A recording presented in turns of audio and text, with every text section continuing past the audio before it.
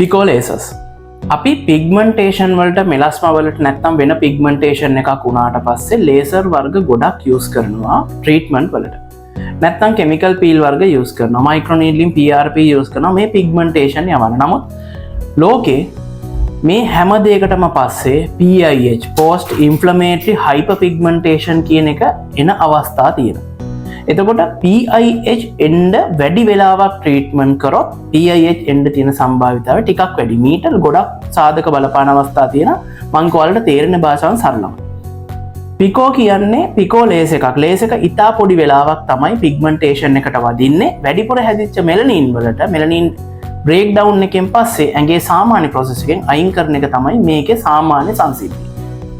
පිකෝ එකක කරාට පස්සේ පොඩි වෙලාවක් ලේස කෙන්නේ පොඩි එනර්ජි එකක් එන්නේ. ඒ හින්දා PIH එන්න තියෙන සම්භාවිතය ඉතා අඩුයි පිකෝ ලේස් එකකින්.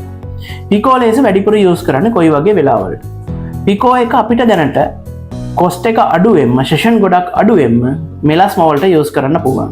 මොකද මෙලස්ම වලට ගොඩක් අය දන්නවා මෙලස්ම වලට කෙමිකල් පීල් කොච්චර කරත් මේක අනිවාර්යයෙන්ම ප්‍රෝග්‍රෙසිව්ලි සමහර අයට තව වැඩි වෙන අවස්ථා තියෙන නිසා.